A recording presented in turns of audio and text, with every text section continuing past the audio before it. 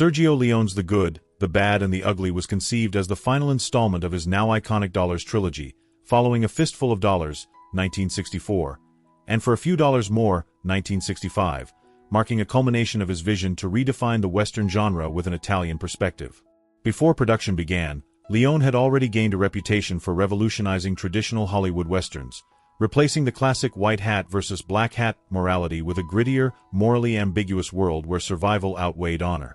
The project's inception was largely driven by the unexpected commercial success of the first two films, which encouraged Leone and his team to push the boundaries of storytelling and style even further.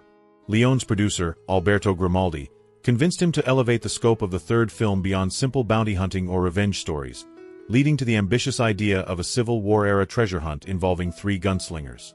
The concept of three antiheroes, each embodying a different shade of greed, violence, and opportunism, stemmed from Leone's fascination with historical epics and the notion that the American Civil War was not about noble ideals but about brutality and survival. Initially, Leone was reluctant to return to the Western genre so soon, fearing that he had exhausted its narrative potential, but he ultimately agreed when he realized he could craft a story that transcended the limitations of traditional Westerns by incorporating war, political cynicism, and dark humor. The script was loosely inspired by real-life events, particularly the discovery of hidden Confederate gold, a story that had circulated in historical accounts and fueled rumors of lost war treasures. Leone and his screenwriters, Luciano Vincenzoni and Age and Scarpelli, structured the plot as a grim, satirical commentary on war and human nature, setting it against the violent backdrop of a country torn apart. Unlike its predecessors, which were primarily intimate duels between individuals, The Good, the Bad and the Ugly expanded the scale, incorporating large battle sequences and a subplot about prisoners of war to deepen its themes. Leone also sought to perfect his unique take on cinematic duels, turning them into theatrical, almost operatic showdowns of tension, movement, and silence.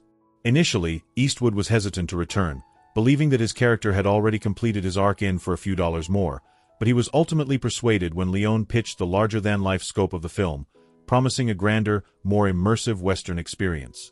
The film's working title was Il Buono, Illinois Bruto, Illinois Cattivo, which directly translates to the good, the ugly, the bad, reflecting the original order Leone envisioned for his three central figures before it was changed for better rhythm in English markets. From the start, Leone aimed for a Western that was visually distinct from anything Hollywood had done, favoring wide panoramic shots of desolate landscapes to emphasize isolation and lawlessness, something that was deeply influenced by Akira Kurosawa's samurai films. Leone also introduced an unprecedented level of realism, portraying the Old West as an unrelenting, cruel world where violence was sudden and unromanticized, in stark contrast to the clean, idealized vision of John Ford's Westerns. This approach made The Good, the Bad and the Ugly a bridge between classic Western tropes and the grittier, more revisionist Westerns of the 1970s. Leone's attention to detail was obsessive. He meticulously researched Civil War weaponry, clothing, and battle tactics to ensure authenticity, despite the film being an Italian production shot in Spain. The project was greenlit with a significantly higher budget than the previous films, allowing Leone to construct elaborate set pieces, including full-scale battlefields and a war-torn town designed to resemble real-life Civil War ruins. Unlike many American directors, Leone deliberately avoided glorifying war, presenting it as absurd and senseless rather than heroic, an idea reinforced by the film's cynical dialogue and ironic twists of fate. He was also inspired by Italian neo-realism, blending exaggerated stylization with raw, documentary-like depictions of hardship and suffering, a technique rarely seen in Westerns before. Leone's trademark use of extreme close-ups, capturing every bead of sweat and flicker of emotion, was planned from the earliest stages of the film's development, as he believed that human faces told stories more effectively than dialogue alone. His decision to use international actors for the three main roles reflected his vision of the film as a globalized take on an American myth, further emphasizing the idea that morality in the Old West was dictated by greed rather than national identity. Leone also envisioned an operatic quality to the story, structuring it like a musical composition where visual motifs and character interactions would build tension, culminating in the film's legendary three-way standoff. As Leone's ambitions grew, so did the film scale, leading to extensive negotiations with financiers to secure the necessary budget, especially since the film's Civil War backdrop demanded larger sets, extras, and practical effects. The film's opening scene, featuring long silent stretches punctuated by sudden violence, was conceived early in development as Leone wanted to introduce the audience to the film's brutal, unflinching tone. As the project moved forward, Leone drew additional inspiration from real Civil War prison camps, using historical accounts of Union and Confederate cruelty to shape the infamous POW camp sequence. The director's passion for subverting audience expectations extended to every aspect of development, from character dynamics to narrative structure, ensuring that the good, the bad, and the ugly would be not just another Western but a genre-defining masterpiece. The screenplay for The Good, the Bad, and the Ugly was a meticulously crafted blend of historical research, satire, and Sergio Leone's distinct storytelling style, marking a significant evolution from the previous two films in the Dollars trilogy. Leone collaborated with screenwriters Luciano Vincenzoni and the duo Age and Scarpelli, both of whom had experience writing sharp, satirical scripts for Italian cinema. From the outset, Leone wanted the film to be more than just another Western. He sought to use the American Civil War as a backdrop to explore themes of greed, deception, and the absurdity of war. Unlike traditional Westerns, which often relied on clear-cut heroes and villains, The Good, the Bad, and the Ugly was designed as a morally ambiguous journey where each character operated based on self-interest, making alliances and betrayals an ever-present motif. The script was heavily influenced by real Civil War accounts, particularly stories of hidden Confederate gold, Union-run prison camps, and the chaotic nature of wartime allegiances. The central theme of greed was inspired by Leone's belief that war itself was driven more by profit than by ideological conviction, a sentiment that shaped many of the film's most powerful scenes. Early drafts of the script placed more emphasis on Tuco's backstory, depicting him as a tragic outlaw who turned to crime out of necessity, but as the writing process evolved, Leone and Vincenzoni decided to balance the character's desperation with humor, making him more charismatic and unpredictable. The dynamic between the three main characters, Blondie, Angel Eyes, and Tuco, was structured like a twisted high-stakes chess game where trust was an illusion and survival depended on wit and ruthlessness. Leone deliberately avoided the typical Western trope of a righteous lawman hunting outlaws, instead crafting a story where all three protagonists were outlaws in their own right, motivated by wealth rather than justice. The script emphasized a sense of irony, with many of the film's most intense moments undercut by dark humor, reinforcing the idea that fate was indifferent to morality. Dialogue was sparse compared to other Westerns of the era, with Leone preferring to let body language, facial expressions, and cinematography convey meaning. This minimalist approach to dialogue meant that every line was carefully constructed, with characters often speaking in riddles, metaphors, or sarcastic quips rather than directly stating their intentions. One of the film's most famous lines, "When you have to shoot, shoot. Don't talk," was added in a late revision to exemplify Leone's belief that action, rather than words, defined survival in the Old West. The screenplay was also unique in its structure, divided into a series of episodic encounters rather than following a linear three-act narrative, which allowed for a more unpredictable and engaging experience. The inclusion of large-scale Civil War battles was a departure from Leone's previous Westerns, adding a level of historical depth and reinforcing the idea that personal greed often overshadowed national conflicts. Leone and Vincenzoni inserted several visual motifs throughout the script, such as circles, representing the cyclical nature of violence, the recurrent theme of eyes, symbolizing deception and observation, and religious imagery juxtaposed with acts of brutality. The scene where Tuco reunites with his priest brother was written to humanize him, showing that even the most ruthless outlaw had a personal history filled with regret and unresolved familial conflicts. Unlike traditional Western duels, which often served as climactic moments of justice, the shootouts in The Good, the Bad, and the Ugly were designed as chess-like maneuvers, where each character's survival depended on deception, timing, and psychological manipulation. The iconic final standoff at the cemetery was carefully constructed in the script to function like a symphony, with rising tension leading to a single gunshot that resolved the entire conflict. Another key theme explored in the screenplay was the absurdity of war, particularly through the character of the Union captain who drinks to cope with the pointless slaughter around him, a direct reflection of Leone's own anti-war sentiments. Leone wanted to portray war not as a noble struggle but as a chaotic, senseless machine that consumed everything in its path, including those who had no interest in fighting. To reinforce this theme, the screenplay included the destruction of the bridge as a metaphor for the futility of war, with both sides suffering losses just to gain an ultimately meaningless piece of land. The film's use of satire extended to Tuco's character, whose street-smart survival tactics often exposed the foolishness of those who believed in honor or ideology over self-preservation. Leone's script also subverted audience expectations by ensuring that no character was entirely trustworthy, making betrayals and shifting alliances a constant source of tension. Despite the bleak themes, the screenplay balanced its cynicism with moments of humor, such as Tuco's inventive escape tactics and the absurdity of him constantly finding himself in life-threatening situations yet always managing to talk his way out. The character dynamics were carefully mapped out, with Blondie representing cold, calculated strategy, Tuco embodying raw survival instinct, and Angel Eyes functioning as a relentless, sadistic force of nature. The decision to keep the treasure hidden until the very end ensured that suspense was maintained throughout the film, as the audience was constantly left guessing which character, if any, would come out on top. The screenplay also played with notions of fate and destiny, with recurring imagery of abandoned corpses and destroyed towns serving as a reminder that no amount of wealth could ultimately escape the ravages of time and violence. Leone's preference for long, drawn-out sequences of tension building before bursts of action was a fundamental part of the script structure, ensuring that every gunfight carried emotional and psychological weight rather than just serving as spectacle. The film's non-linear pacing and frequent shifts between perspectives made it feel more like a series of interconnected short stories rather than a traditional hero's journey. The script underwent multiple revisions to perfect the balance between humor, tension, and violence, with Leone fine-tuning each scene to ensure that even the smallest gestures contributed to the film's overarching themes. Ultimately, the screenplay for The Good, The Bad and the Ugly stood as a landmark in cinematic storytelling, blending historical events, biting satire, and masterful character writing into a narrative that transcended the Western genre, cementing its status as one of the most compelling and intricately crafted scripts in film history. The casting of The Good, The Bad and the Ugly was a crucial element in bringing Sergio Leone's vision to life, as he needed actors who could embody his larger-than-life characters while maintaining the raw, morally ambiguous edge that defined the film. By the time pre-production began, Clint Eastwood had already cemented his status as the face of Leone's spaghetti westerns, having played the enigmatic gunslinger in both A Fistful of Dollars and For a Few Dollars More. However, securing Eastwood for a third installment was not an easy task.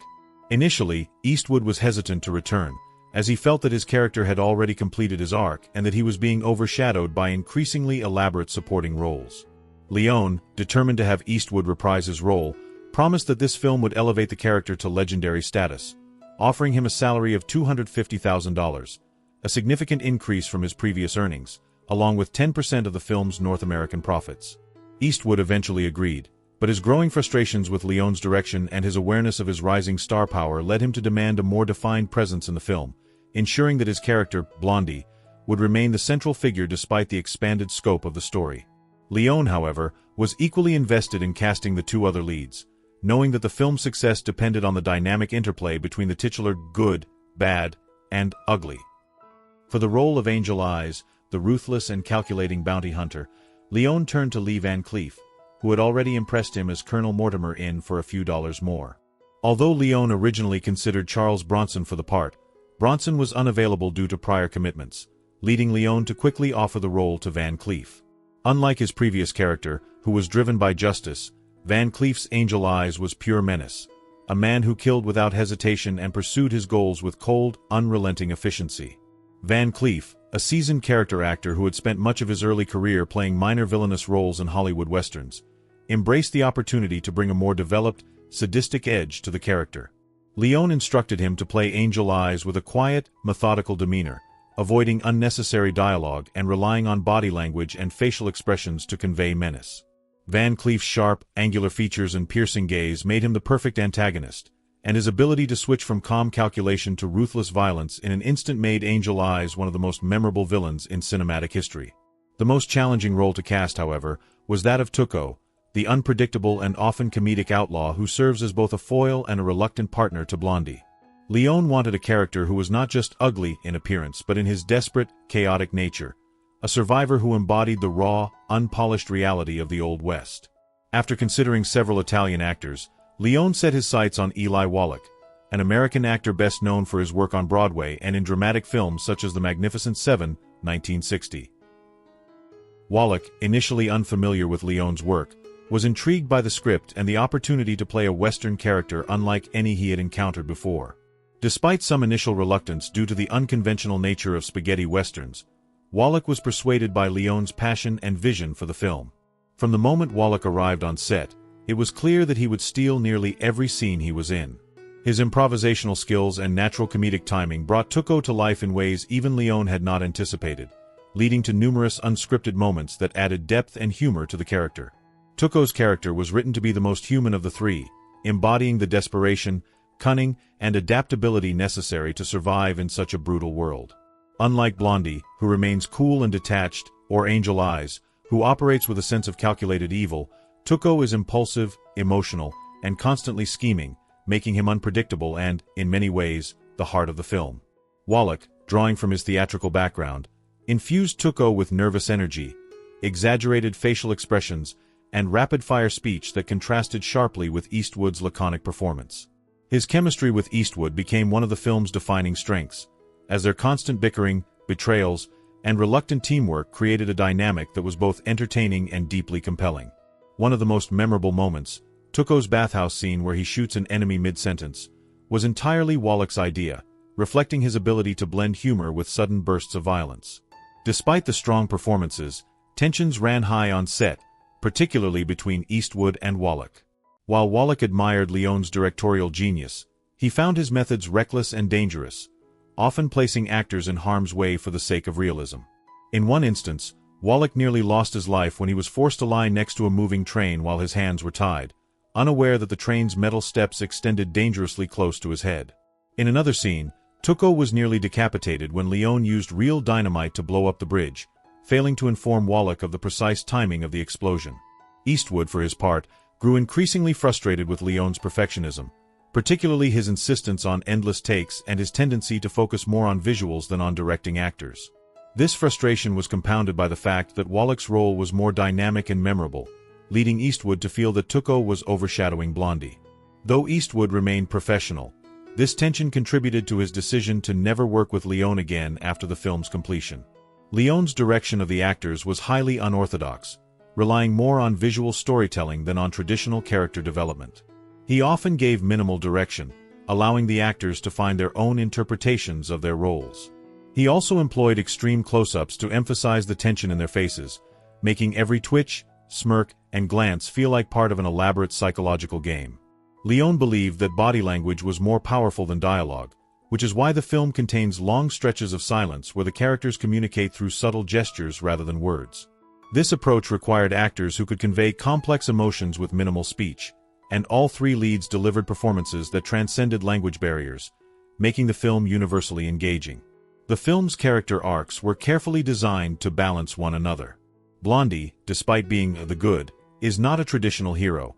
He is pragmatic, self-serving, and willing to manipulate Tuco for his own gain, though he does display moments of unexpected kindness. Angel Eyes, the bad, is a figure of relentless greed and cruelty, representing the darkest aspects of human nature. Tuco, the ugly, is neither fully good nor evil but rather a survivor who shifts allegiances based on necessity. This moral ambiguity is what made the film revolutionary, as it refused to adhere to the black-and-white morality of classic westerns. The interactions between these three characters drive the entire film, creating a constantly shifting power dynamic where trust is a fleeting illusion and every partnership is temporary. Ultimately, the casting of the good, the bad, and the ugly played a monumental role in its success. Leone's decision to bring together Eastwood, Van Cleef, and Wallach resulted in one of the most iconic trios in cinematic history. Their performances elevated the film beyond a simple western, transforming it into an exploration of greed, survival, and the thin line between good and evil. Each actor brought something unique to their role: Eastwood's stoic presence, Van Cleef's quiet menace, and Wallach's unpredictable energy, creating a dynamic that kept audiences enthralled from start to finish.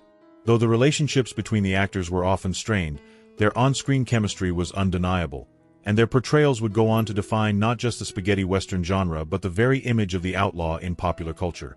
The grand, desolate landscapes that define the good, the bad, and the ugly were carefully chosen to enhance the film's atmosphere of lawlessness, survival, and the brutal nature of war. Although the film is set in the American Southwest during the Civil War, it was almost entirely shot in Spain, a common practice for spaghetti westerns due to budget constraints and the country's strikingly similar terrain. Sergio Leone and his production team scouted locations across Spain, ultimately selecting Almeria and Burgos for their barren, sun-baked landscapes, which provided the perfect visual backdrop for his epic vision. The Tabernas Desert in Almeria, in particular, became a key filming site, its arid environment and rugged mountains resembling the vast, untamed wilderness of the American West. Meanwhile, the more temperate plains of Burgos served as the setting for the Civil War battle sequences, allowing Leone to construct large-scale war scenes without having to rely on expensive Hollywood soundstages. One of the most ambitious set pieces in the film, the massive bridge explosion, was filmed near Carrizo in the province of Burgos. Leone, obsessed with authenticity, insisted on constructing an actual wooden bridge over the Arlanza River rather than relying on miniatures or optical effects. The set designers spent weeks building the structure, which was rigged with real dynamite for the climactic explosion scene. However, the shoot nearly ended in disaster when a miscommunication between the crew and the Spanish army, which had provided assistance with explosives, led to the bridge being detonated prematurely, before the cameras were rolling. The accident resulted in a costly delay, forcing the crew to rebuild the entire bridge from scratch. Leone, frustrated but undeterred, used the extra time to refine the battle sequences surrounding the explosion, incorporating more elaborate staging and practical effects to capture the chaos of war. When the bridge was finally destroyed a second time, it resulted in one of the most visually stunning moments in the film, with debris and smoke billowing into the air as soldiers scrambled across the battlefield. Leone's approach to cinematography was just as meticulous as his location scouting, with every shot carefully composed to maximize visual impact. Working with cinematographer Tonino Delicali, Leone refined his signature style: extreme close-ups juxtaposed with sweeping wide shots, a technique that heightened tension and emphasized the stark contrasts between man and landscape. The extreme close-ups, often focusing on the eyes, were particularly effective in shootout scenes, drawing the audience into the psychological battle between characters. Leone was inspired by the visual language of silent films and Japanese cinema, particularly the works of Akira Kurosawa, whose use of framing and movement had a profound influence on his storytelling. The intense focus on facial expressions allowed Leone to minimize dialogue, letting the actors' micro-expressions convey emotion in a way that transcended language barriers. One of the most famous uses of this technique occurs in the film's climactic three-way standoff at the Sad Hill Cemetery. Leone spent days meticulously planning the sequence, breaking it down into an intricate series of shots that would build unbearable suspense before culminating in a single gunshot. The sequence begins with wide shots of the cemetery, establishing the scale of the confrontation, before cutting to progressively tighter close-ups of Blondie, Tuco, and Angel Eyes as they exchange glances, each man calculating his move. The rapid cuts, combined with Ennio Morricone's escalating score, create an almost musical rhythm, transforming what could have been a simple duel into a cinematic ballet of tension and release. Leone also experimented with depth of field, using deep focus shots to create striking compositions where multiple elements could be seen in sharp detail. This technique is particularly evident in scenes where characters traverse vast landscapes, with Leone often positioning them against an expansive, empty sky to emphasize their isolation. He also made heavy use of low-angle shots, making the characters appear larger than life while reinforcing the mythic quality of the story. In contrast, he used high-angle shots in scenes depicting the brutality of war, such as the Union prison camp, to convey a sense of oppression and hopelessness. The cinematography was not just about aesthetics, it was an integral part of Leone's storytelling, with every frame designed to evoke a specific emotion or thematic subtext. The film's use of natural lighting further enhanced its realism, with Leone favoring harsh, high-contrast sunlight that cast deep shadows across the actors' faces. Unlike traditional Hollywood westerns, which often featured bright, evenly lit scenes, the good, the bad and the ugly embraced a more dramatic, high-contrast look that mirrored the harshness of the characters' world. This was particularly effective in outdoor scenes shot at dawn or dusk, where the long shadows and golden hues created a dreamlike, almost surreal atmosphere.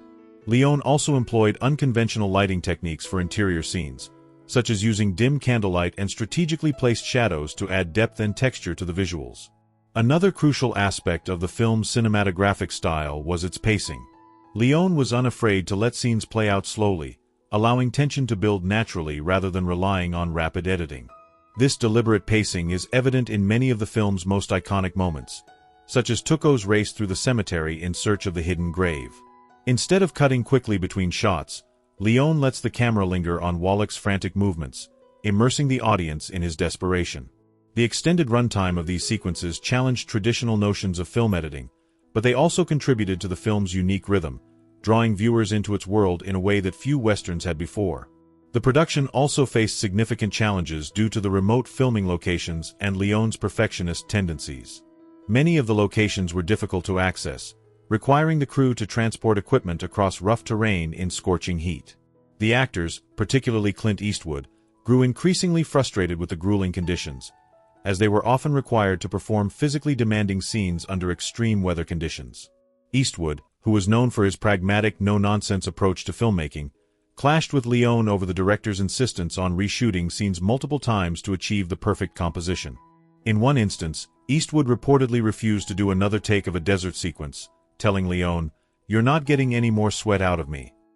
Despite these difficulties, Leone's relentless attention to detail paid off, resulting in some of the most breathtaking cinematography ever seen in a Western. The final product was a visually stunning masterpiece that redefined the genre, influencing countless filmmakers in the decades that followed. Directors such as Quentin Tarantino, Martin Scorsese, and George Lucas have cited Leone's cinematographic techniques as a major inspiration, particularly his use of tension-building close-ups and dynamic camera movements. The film's visual language has since become synonymous with the spaghetti Western style, with its bold compositions, stark lighting, and innovative shot sequences setting a new standard for cinematic storytelling. Ultimately, the combination of breathtaking locations and masterful cinematography made The Good, the Bad, and the Ugly one of the most visually striking films ever made.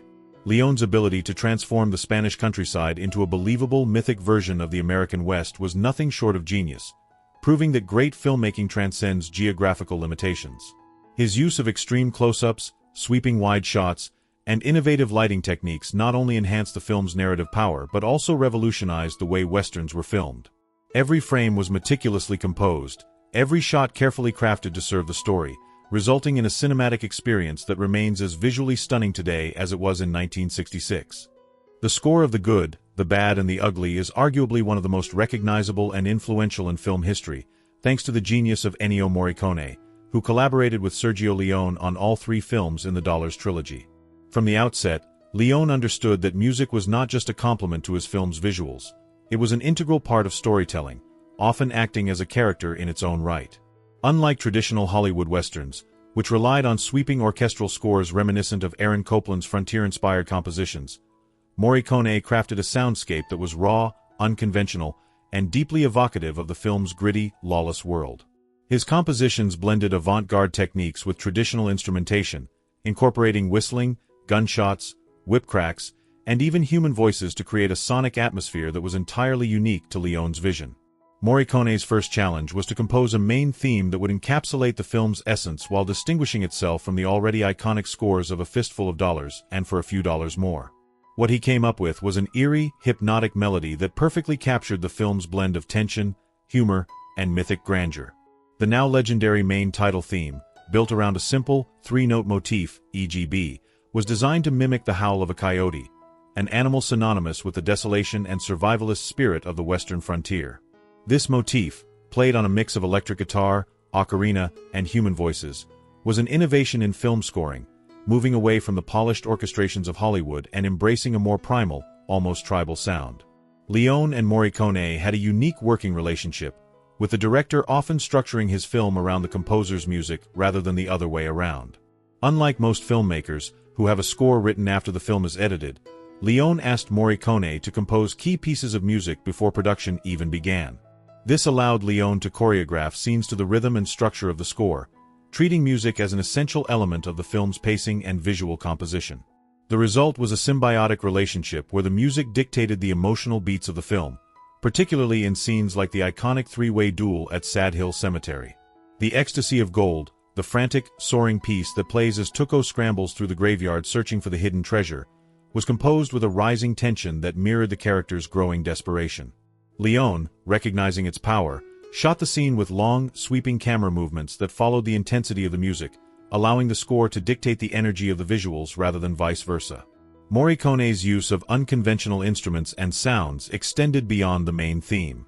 Throughout the film, he employed a mix of distorted electric guitars, church bells, and military snare drums to reflect both the Western setting and the film's Civil War backdrop. The use of the trumpet, particularly in pieces like The Story of a Soldier, added a mournful quality to the score, emphasizing the film's anti-war themes. This piece, played during the haunting sequence at the Union prison camp, serves as an emotional counterpoint to the film's otherwise cynical tone, reminding the audience that the war is not just a backdrop but a tragedy affecting real people. One of Morricone's most innovative techniques was his use of human voices as instruments. In place of traditional orchestral flourishes, He layered vocalizations, grunts, whistles, and yelps into the score, creating a raw, almost animalistic energy that heightened the film's tension. The famous "Ah-ee-ah-ee-ah" chant, performed by singer Alessandro Alessandroni and his choir, became an instantly recognizable motif that defined the film's soundscape. The inclusion of whistling, another signature of Morricone's compositions, added an element of playfulness, reinforcing the film's balance between tension and dark humor. Leone's insistence on using music as a structural guide for editing meant that scenes were often cut in rhythm with the score, resulting in an almost operatic quality to the film's action sequences. Nowhere is this more apparent than in the final showdown between Blondie, Tuco, and Angel Eyes. Morricone's track Il Triello, the trio, builds with a slow, almost unbearable tension, using repetition and subtle variations to stretch the suspense before the climactic gunshot. The way Leone cuts between extreme close-ups of the characters' eyes, their hands hovering over their holsters, and the distant horizon, all perfectly synchronized with the escalating music, demonstrates how integral the score was to shaping the film's legendary tension. Despite its eventual legendary status, Morricone's score was not universally praised at first. Some critics found its experimental nature jarring, especially compared to the lush, classical scores typically associated with epic films. However, its influence soon became undeniable, inspiring countless composers and filmmakers in the decades that followed. Directors like Quentin Tarantino, who used Morricone's music extensively in Kill Bill and The Hateful Eight, openly acknowledged the score's impact on their own work. Even modern composers like Hans Zimmer have cited Morricone's innovative techniques, particularly his use of unconventional sounds and minimalist motifs, as a major influence on film scoring. Another aspect of the film's sound design that set it apart was Leone's decision to embrace heightened, almost exaggerated sound effects. Gunshots in The Good, The Bad and the Ugly are not merely loud, they are deafening, with each shot echoing across the barren landscape as if time itself had momentarily stopped. Leone intentionally heightened these sounds to emphasize the violence of each moment, making every bullet feel weighty and final. Footsteps, creaking doors, and the rustling of ponchos were also amplified, contributing to the film's immersive, almost hyper-realistic audio landscape. Leone's decision to dub all dialogue in post-production, a common practice in Italian cinema at the time, added another layer of surrealism to the film's sound design. Because the cast was multinational, Clint Eastwood and Eli Wallach spoke English, Lee Van Cleef spoke a mix of English and Italian, while many of the supporting actors only spoke Spanish or Italian. Most of the dialogue was recorded separately and then dubbed over in multiple languages for different markets. This led to some occasional sync issues but also contributed to the film's dreamlike quality, where sound and image sometimes felt deliberately disconnected in a way that heightened the sense of myth rather than strict realism. Morricone's score ultimately transcended the film itself, becoming a defining piece of Western pop culture. The main title theme was later used in everything from commercials to sporting events, and its influence extended beyond cinema into music, inspiring artists as diverse as Metallica, who used the Ecstasy of Gold as their concert intro, and electronic musicians who have sampled its distinct motifs. The soundtrack album became one of the best-selling film scores of all time, proving that Morricone's compositions had an appeal far beyond the world of film aficionados. Ultimately, The Good, The Bad and the Ugly would not be the same film without Morricone's contributions. His score was not just background music, it was a vital narrative tool that shaped the pacing, tone, and emotional weight of the story. Leone and Morricone's collaboration, built on mutual trust and an understanding that music could be as powerful as image, resulted in one of the most iconic film scores in history. From the haunting, coyote-like cries of the main title theme to the operatic grandeur of the Ecstasy of Gold, Morricone's music transformed The Good, The Bad and the Ugly into more than just a Western. It became an auditory experience as unforgettable as its visuals.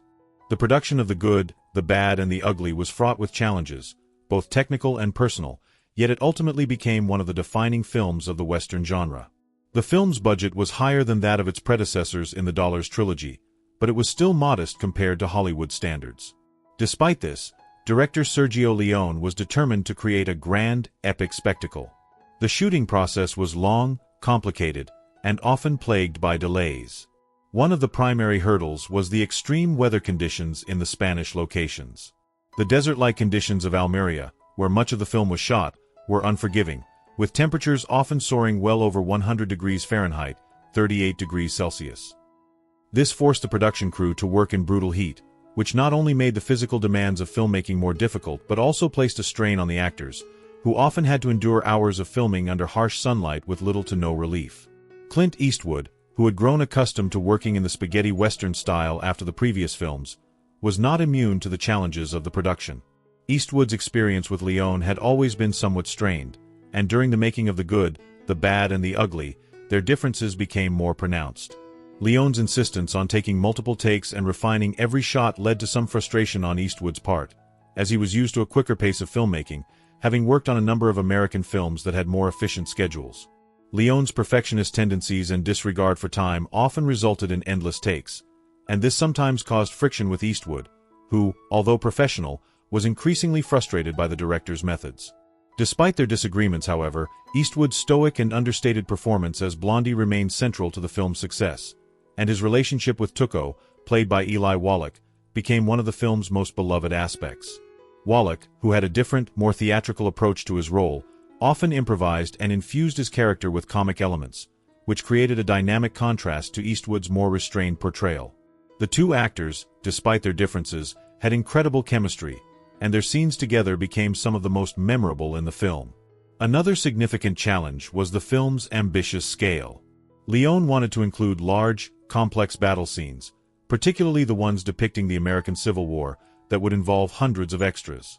However, due to budget constraints, the production was limited in the number of extras it could afford, so many of the battle scenes were scaled down.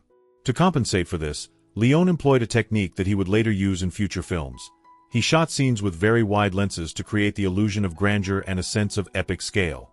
The scenes that depict large-scale battles were shot with minimal extras, but Leone's mastery of camera angles and his use of the landscape allowed him to convey the scope of the conflict in a way that felt believable.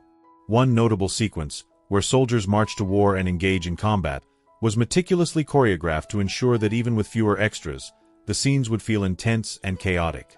This technical ingenuity was essential to the film's success and contributed to the sense of realism that permeates the movie, even when it might seem like a stylized fantasy of the Old West.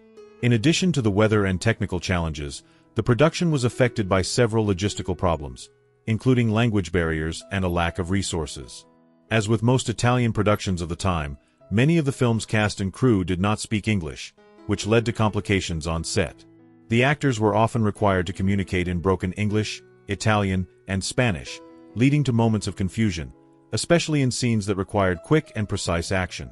To mitigate these issues, Leone would often act as a mediator, providing instructions to the actors in multiple languages, and the film's multilingual nature gave it an almost surreal quality, where characters seemed to exist outside of conventional language barriers. The film's post-production process, particularly the dubbing of voices, was another significant challenge, as many of the actors' original performances were recorded in a variety of languages, and the final product required extensive dubbing to achieve synchronization. The complexity of these technical hurdles, while at times frustrating, contributed to the distinct flavor of The Good, The Bad and the Ugly, adding an aura of authenticity to its international nature. Despite these production challenges, the film ultimately succeeded in creating a cohesive vision that resonated with audiences. Upon its release in December 1966, The Good, The Bad and the Ugly did not immediately receive universal critical acclaim but was still a box office success, particularly in European markets. It slowly gained recognition, particularly in the United States, where the spaghetti western genre was still somewhat unfamiliar. Over time, however, the film's reputation grew exponentially, and it eventually became recognized as one of the greatest westerns ever made. In fact, it is often cited as the defining spaghetti western, with its complex characters, moral ambiguity, and unique cinematic techniques setting the standard for the genre. The film's combination of humor, violence, and philosophical undercurrents, along with its unforgettable score, left an indelible mark on both westerns and world cinema. The Good, The Bad and the Ugly went on to influence not only the western genre but also the way films were made. Directors such as Quentin Tarantino, Robert Rodriguez, and even George Lucas were heavily influenced by Leone's groundbreaking work, especially his use of long takes, close-ups, and the combination of music and visuals to build emotional tension. Tarantino, in particular, has often cited The Good, The Bad and the Ugly as one of his major inspirations, with films like Django Unchained and The Hateful Eight clearly drawing from Leone's use of humor, violence, and complex, morally gray characters. The film's impact on the Western genre cannot be overstated, as it reshaped the way future filmmakers approach the genre, encouraging more subversive takes on the traditional Western hero and exploring themes of greed, betrayal, and survival in ways that were never seen before. The influence of the good, the bad, and the ugly extended beyond the realm of filmmaking and permeated popular culture as a whole. Its iconic scenes, the final standoff, the theme music, and the unforgettable performances of Clint Eastwood, Lee Van Cleef, and Eli Wallach, became part of the American cultural landscape. The film's depiction of the Old West as a harsh, morally ambiguous world with characters driven by self-interest rather than lofty ideals became the template for countless works that followed. Leone's ability to blend humor with tension, to create suspense through editing and cinematography, and to subvert expectations about heroism and villainy has left an enduring legacy in both the Western genre and in the world of film at large. In the years following its release, the good, the bad, and the ugly earned critical re-evaluations and eventually achieved iconic status. Today, it is regularly included in lists of the greatest films ever made, frequently ranking alongside classics such as Citizen Kane and The Godfather. Its lasting cultural influence is undeniable, and its legacy continues to inspire filmmakers, musicians, and artists worldwide. The film's blend of unforgettable characters, innovative filmmaking techniques, and timeless themes has made it an enduring classic, ensuring that the good, the bad, and the ugly will remain an essential part of cinematic history for generations to come.